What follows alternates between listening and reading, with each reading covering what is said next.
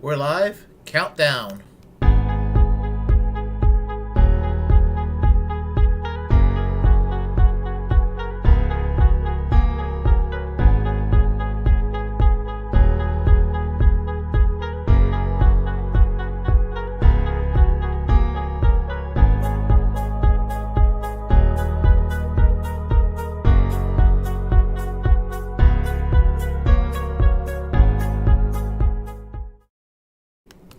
Hello, welcome to another edition of the Willie Bragg Show, where I'll be able to talk about politics that interest me. Hopefully, it'll interest you too. Now, recently we were talking about the whole Joe Rogan versus Neil Young versus Spotify, that with regard to the council culture and misinformation, and I gave you my take on it a few days ago, which essentially is this. I like Neil Young as a singer.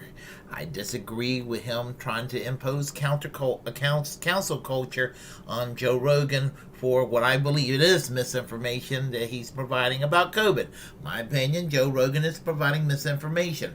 I don't think he's doing it out of malcontent or anything like that.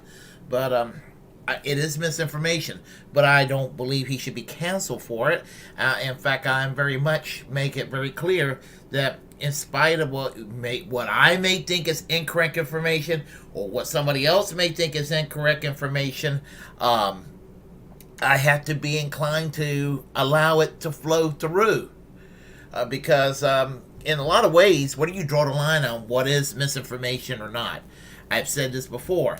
Had social media been around the way it is right now here in the year 2022, the way it would have been around in 2002, 2003, those of us who turned out to be correct about the Iraq War, those of us that were protesting against the Iraq War every chance we could get, we were mocked, made fun of, called traitors, accused us of being in bed politically with the terrorists.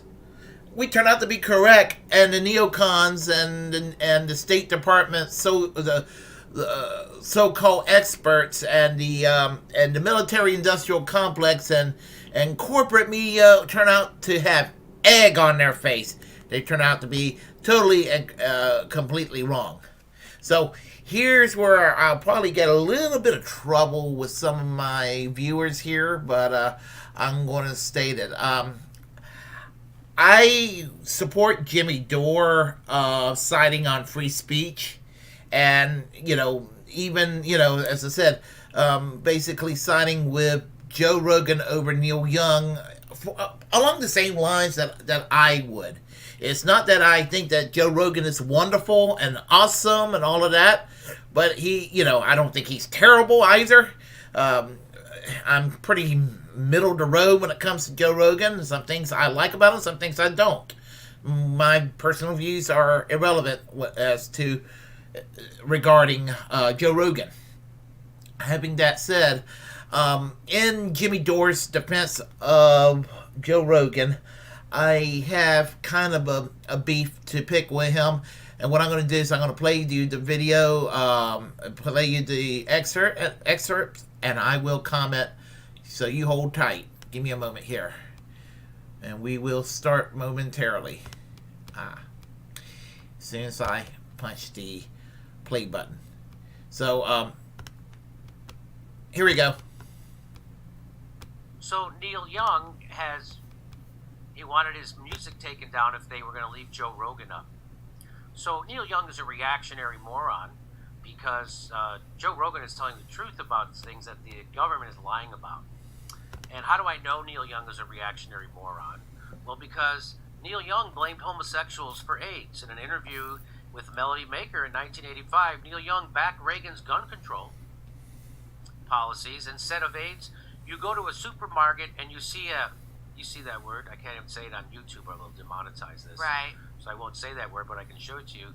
You go to a supermarket and you see an F, a derogatory name for a gay person that starts with F and ends with T.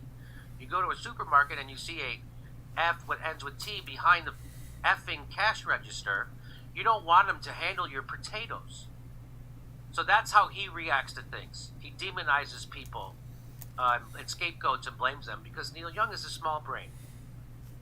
And so, what's his latest reactionary thing for the establishment?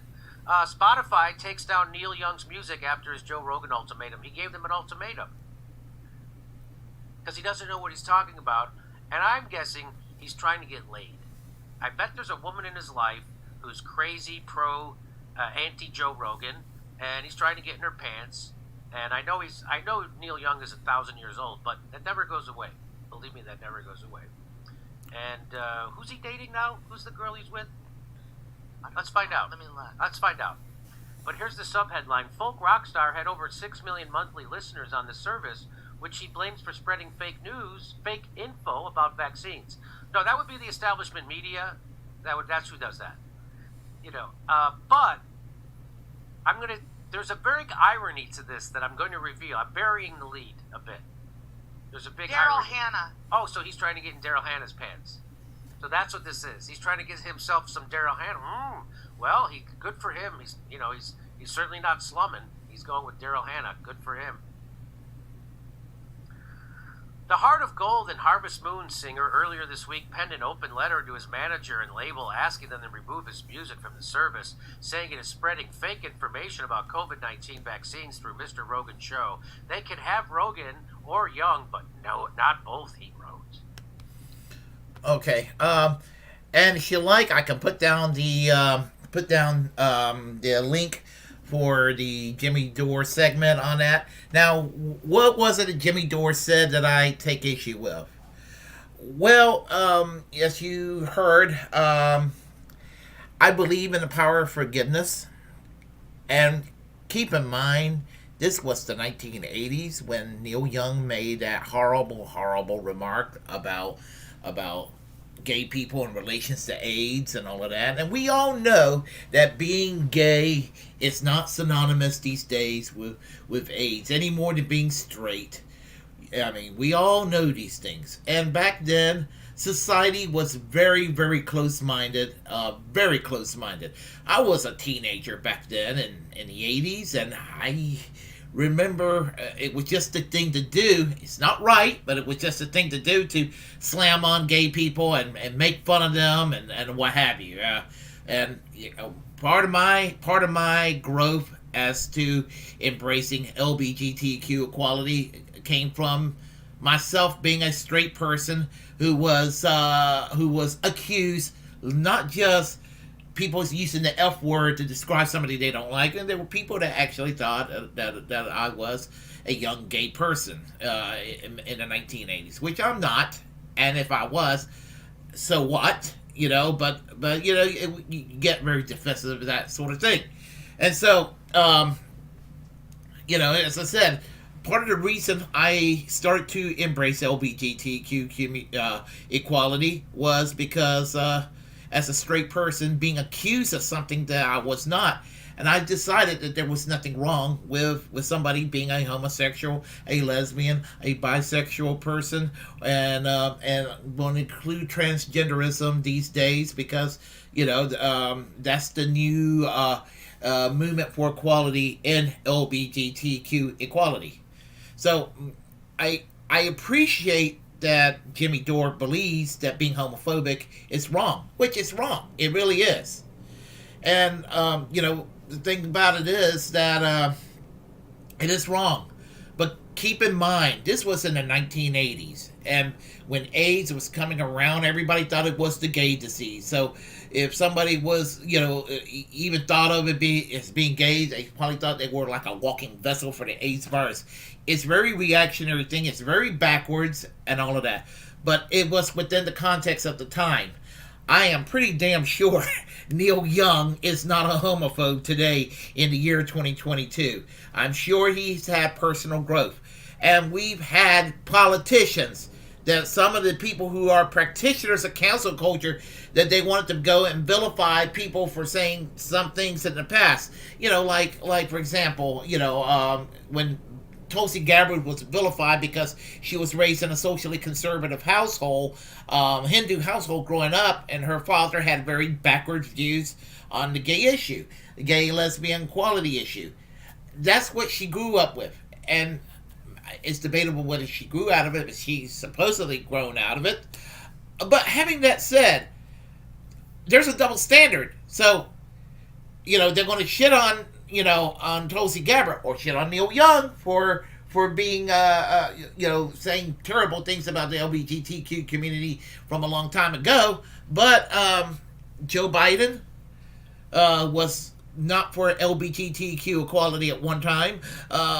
Hillary Clinton was not for LGBTQ equality at one time. Many politicians today, I mean, you were not for LGBTQ equality at one time.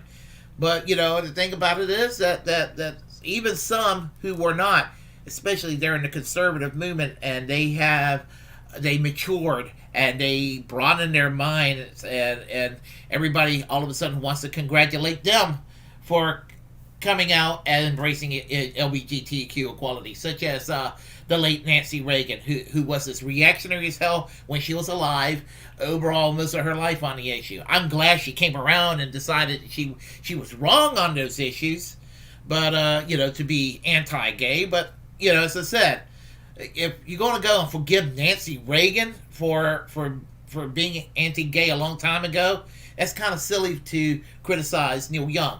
I know, I'm talking about that. And that's my beef with Jimmy Dore in that regard. Weirdly enough, Jimmy Dore was accused of homophobia by Sam Cedar and Emma Vigeland about a month and a half ago or so on their program, when they got mad at him and Dave Rubin, who's a gay man, for hanging out, being friends, and saying, well, that proves that Jimmy Dore is going to the right. No, it proves that they want to project a lot of wrong things. They're not wrong to project anything negative about Dave Rubin, but they're wrong to project some of these worst things about Jimmy Dore. But Jimmy Dore should have criticized Neil Young on the censorship issue alone. That's where you needed to do that. So I kind of felt like it was a form of cancel culture, which I don't think he intended. It's weird. I actually saw Jimmy Dore this past Wednesday. I met his wife. I didn't actually meet him, but I met his wife, Steph, after the show. And this is not going to stop me from watching the show. I mean, I like watching Jimmy Dore. So anyway, let me go to the next segment. And as I said, when it comes to Joe Rogan and Neil Young, I think that I said I'm a fan of Neil Young's music. That's not going to deter me from listening to Neil Young. It's not going to make or break me in that regard, not one bit. But as I said, with regard to Neil Young, he's wrong on that one, and I don't agree with Joe Rogan on everything. There's a lot I disagree with Joe Rogan on. Some things I agree with him on, and some things most of it's not that big a deal where I disagree with him. Most of it, I can think of a few large issues here and there, but I don't think that. I think that going out of the way where the progressives and the liberal community are going out to try to demonize Joe Rogan as some sort of a pipeline to the alt-right, all that's going to do is push him to the right. He's going to be pushed to the right, and I almost think that's what some of the progressives want.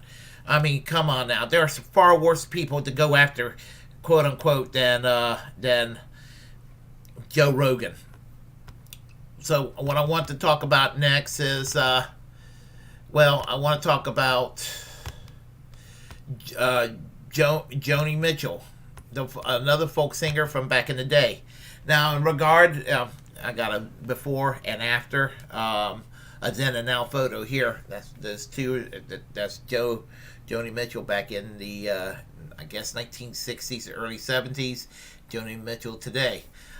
She likewise also wants to pull her music off of Spotify to kind of pull in the muscles on Joe Rogan. For the same reason with Neil Young, I got nothing against her. I generally like her music. But at the same time, she's wrong to go and try to muscle in on Joe Rogan. Now, here's another caveat to this. While people want to sit there and scream censorship at Joni Mitchell and Neil Young, the problem I had with doing that is that they're actually expressing their own free speech rights over something that they disagree with. Now, I personally, if I had the views that I had of Joe Rogan that Joni Mitchell and Neil Young has, I would not go and threaten Spotify to take my music out, what have you. I would just basically say, hey, I think that Joe Rogan is very, very wrong, and and I'll have a platform as an entertainer, public figure to say, hey, he's full of shit on this. But it doesn't. I certainly would not go and try to put leverage on the entertainment industry to cancel culture him out. We just got too much of that around. I mean, it's just too much of that around. It's very, very reactionary. But well, the thing about it is, or my take overall is that when it comes to Joe Rogan himself, there are far worse people, far worse, more cringe people to listen to. I mean, you take for example Brian Slautzer from CNN, one of the dumbest, most boring people around, and people like him, only people he wants are just establishment safe people to talk about, and that's there's nothing really inspiring about listening to this guy. I tell you another thing, another person, and I mentioned this person here earlier in this video commentary, and that would be Dave Rubin. And with regard to Dave Rubin, I mean, just like Brian Slautzer, although the thing about Dave Rubin, he used to be on the left, he ended up drinking the right-wing Kool-Aid, and so all he has on his show is Dinesh D'Souza, Ben Shapiro, Candace Owens, and Steven Crowder. Again, it's, in fairness, Joe Rogan had those people on the show, but Joe Rogan is more diverse than someone like Dave Rubin, who claims he cares about the battle of ideas and wants to talk about new ideas. He doesn't want to do that. What he wants to do with the Rubin Report is to give you the neoconservative Kool-Aid drinking Fox News people and have those views stuffed in the body of a millennial that's halfway charismatic and edgy and act like this is enlightenment when it's just nothing but 1993 Rush Limbaugh talking points. And that's something that should have been discredited, I would say, even back in 1993. So, but anyway, as far as, what's his name? Joe Rogan, there's far worse people one could listen to. So, yeah, and the thing about it is, this whole forgiveness thing, I mean, it just made me mad that, someone like Ellen DeGeneres wanted to go and hang out with George W. Bush, a war criminal who should be put behind bars for killing 1 million Iraqis and 241,000 people in Afghanistan, and thousands, tens of thousands of American troops in the process, made the world less safe as a result. But no, she's hanging out with George W. Bush, a man who denied the right of someone like Ellen DeGeneres to marry the person she loved, which would be another woman. But we could go forgive George W. Bush for that, but hold it against Neil Young in 1985, who is 1 million times more progressive than George W. Bush, a Bernie Sanders supporter in 2016 and 2020. He's bad, but Ellen DeGeneres hanging out with George W. Bush, that's okay. Now, again, as I said, I got no problem with Joe Rogan. I watch his program sometimes. Sometimes I agree with him. Sometimes I don't.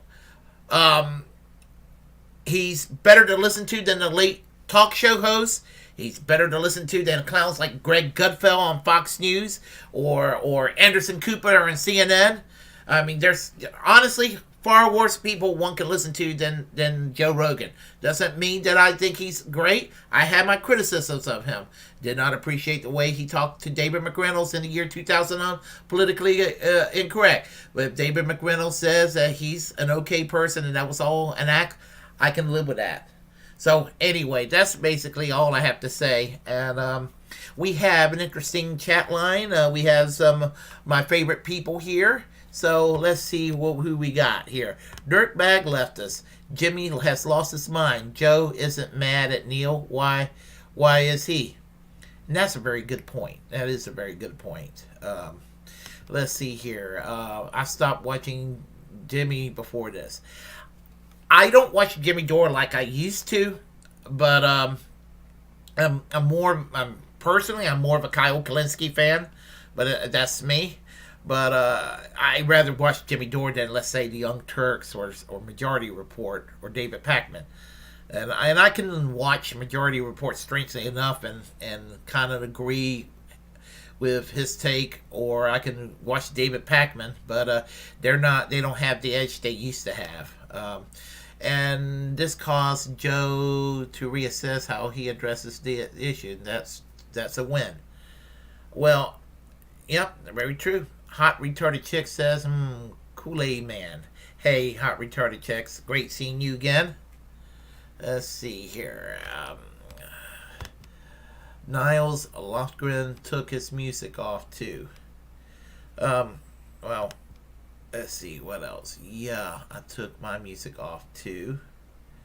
Let's see what we got here. Belarus said, "Don't sanction me. Sanction them, man." Yeah. Oh, yeah. Belarus. That's really very geographically close to where another situation is going on right now. So, anyway, I appreciate all of you, everybody that's willing to put up with my mouth every day or every other day, or whenever I get a chance to. That's another thing I want to talk about. I am planning to keep this channel. But instead of being on every day, I try to be on every day, but I work graveyard shift, and sometimes I look halfway sleepy during my commentary. So I'm going to try to do it as often as I can. It may not be every day. I have to other things I have to do. I have to start going back to the gym on a regular basis, which I kind of neglected thanks to COVID, and of course. This is before you know, I mean, I used to work out all the time, so I kind of need to go back into that. So, and I'm doing this channel. I want to look best for my public, but good luck with that. So I may cut back to about 2 or 3 times a week, but I will try to do commentary as often as I can. I just need to you know, to do this. And if I'm doing this less often, I can still give you a sane amount of content because I'll have the energy to do 2 or 3 during the free time that I'm actually doing the commentary. So fear not in that regard. If you like what you heard, press like and comment. Comment any way you disagree. Feel free to share the content on this channel. As a First Amendment absolutist, it's my duty to inform you to create your own platform and utilize it because we are, in fact, the muckrakers of our time. We really are. Hit that subscribe button, hit that notification bell, and keep that red flag banner flying. Keep that class struggle going. And, of course, free Julian Assange. And you knew I was going to say that. So, until next time, I will wish you all a great day and au revoir.